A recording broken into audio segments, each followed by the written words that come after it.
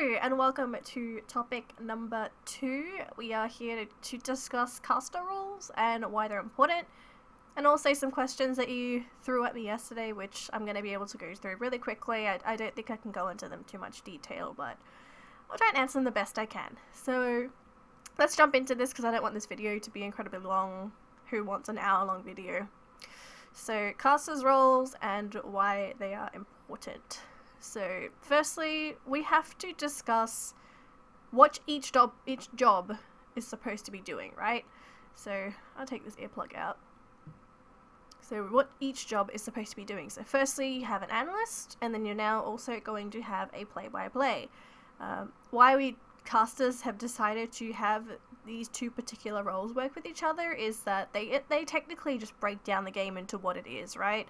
The play-by-play to create the color commentary, the one that is going to make the game interesting through the way he speaks as well as the tone of their voice. So play-by-play technically controls the emotional atmosphere when casting the game. They can make you excited, they can make you super sad, or they can make you cheer for a team that is behind and it might not even be your favorite team. Whereas the analyst does all of the analytical stuff. So it's technically the person that knows about Dota a lot. Normally they have pro players become analysis casters. Unfortunately right now there is a lack of analysts. That's the word I was looking for, analysts. There's a lack of analysts in the scene simply because there are not enough pro players that firstly want to be analysts, and number 2, they haven't retired yet. I guess that ties into number 1. Not enough retired pro players. They make the best analysts just because after playing Dota for so long and competitively, you are going to have a very good grasp of the game. And unfortunately for us casters, we kind of have to make do without them, which it's rather unfortunate because you just don't have that much talent to cover up that giant hole of the analyst sort of section. But yes, ideally casters would be looking for pro players to fill in the analyst role just because they do it better. Let's face it, I suppose like Draskell is I think he is the only analyst that is legit but hasn't played on a pro team. Like Winter has played on a pro team, he is an analyst. Blitz is still on a pro team and he's an analyst as well. Just to give you a couple of examples as to why ideally you'd want those players to be your analysts. Play-by-play, it doesn't matter. And we are going to go into that as to why there are certain factors when it comes to not only picking a casters and trying to figure out what your role would be if you were a caster, but why you need those different kinds of people. And so we're going to have to take a look at the importance of the two different roles here. So firstly, we already talked about the analyst. Their job is so important. They can break down the game. They can technically predict where the game is going simply by looking at it. Whereas us scrubs, we can kind of pick it apart, but we're not going to be into the really deep mindset where they would actually start considering, oh, this team's going to pick up a gem soon because they want to assert map control. Oh, this Jug can decide to skip his Manta style and go straight for a diffusal blade or something. And also probably some things where they can sort of take a look at the draft, and even though for a normal person it might look like one way, the analyst can break it down and say, but you have to look at this draft through this perspective. Which is good for us, it's refreshing, and it's a step in the right direction because we are going to understand the game a little bit more.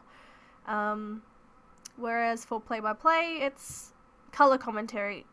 Play-by-play technically is the personality of the game.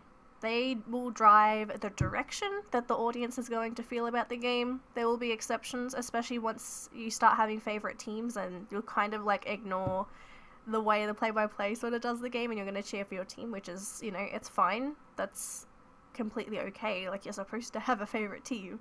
I think the play-by-play is simply there to create an emotional connection from you to a team that you might not necessarily know a lot about, or you just it's a neutral game. Like, there's no favorite team. You haven't bet anything or anything. So, it's just there to sort of help you have that sort of relationship, I suppose, with the teams. So now we sort of know what each person in the casting role is supposed to be doing. Let's take a look at this from caster perspective, because I've heard a lot of things that people think about casters, and it drives me up the wall with, like, some of the stupid stuff people come up with. It is ridiculous. And so I think the biggest one for me would be that viewers say, like, oh, this caster is dumb. This caster doesn't know anything. Like, I know some people just do Twitch chat, but I'm going to try and break the ice here just so that you can understand at least. And then if you see someone that starts bashing on casters, you can be like, no, this is why they do that. It's part of their job. Okay, so let's start with this. So firstly, casters are dumb. Okay. I'm sorry to break the ice here, folks. Casters are not dumb. It is actually part of the job description. Why, you ask? Right, so firstly, I'm going to give you guys a scenario.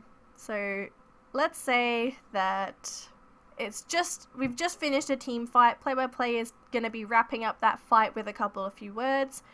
And then they're going to and then they ask a question to the analyst. Now let's say, like, through the eyes of a normal person, it was a very basic question.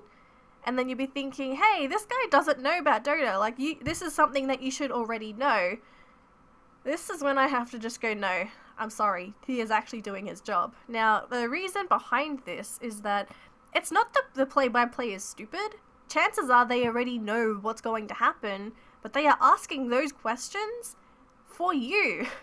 He's actually asking them for the audience. It is part of his job description. The play-by-play caster is not supposed to do any sort of analysis, and you also cannot assume that the audience is going to know everything. So sometimes he's going to get it right, and he is going to ask questions for something that very few people in the audience would have known. But a lot of the times, it's also for the lower MMR players.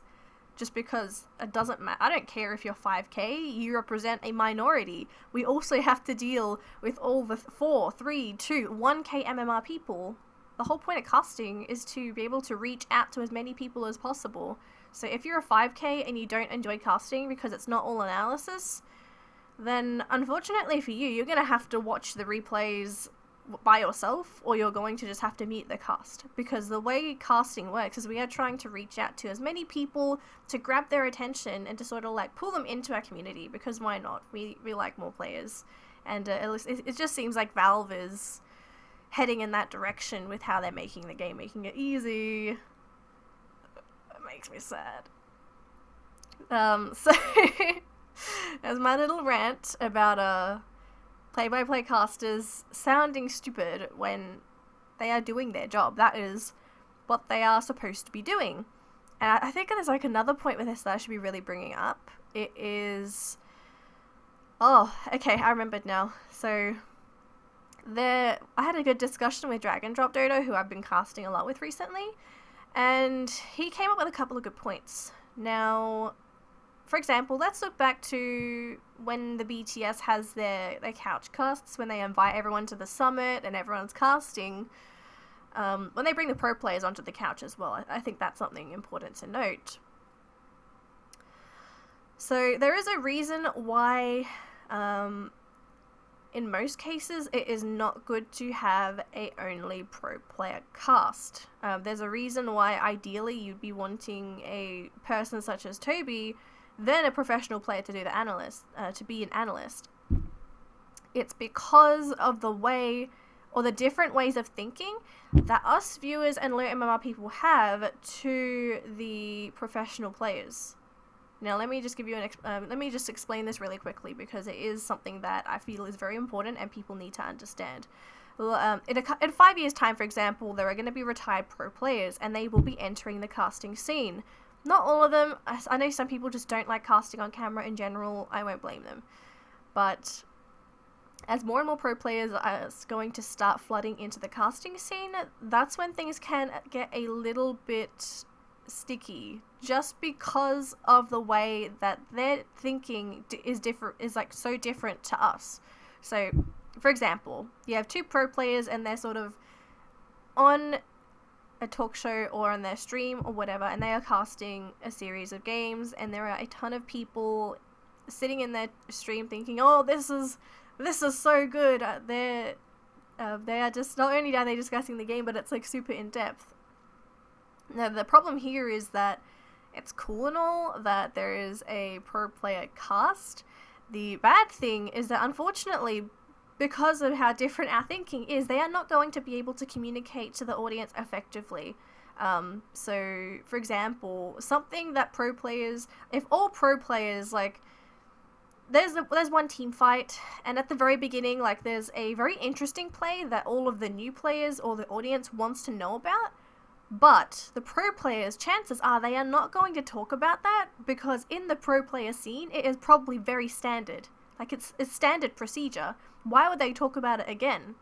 This is the disconnect that I'm talking about, where they don't quite understand what the audience is thinking. Like, they don't know how to answer their needs, because they are going to skip over things that are normal to them, not normal to us. And that's why you want to have someone lower MMR that can sort of connect with the lower end of the spectrum and ask them, why did this player decide to do this during a team fight? Or why did they not use their ultimate at this portion of the game? You can kind of understand it, right? Like, this disconnect from pro players to a regular player. I'm pretty sure somewhere down the line we are going to have a pro player that is excellent at being able to point this stuff out, but this is like the huge dilemma when it does come to a potential dual cast pro player sort of thing, where they might miss details, or they might not discuss a detail because they felt like it was something that was a universal rule in Dota 2 already. That's about it, I suppose. I can't really add on to that, but hopefully you all enjoyed the video. It is 22 minutes long. Great. Gotta cut this out somehow. Right, I will see you in the next video. Bye.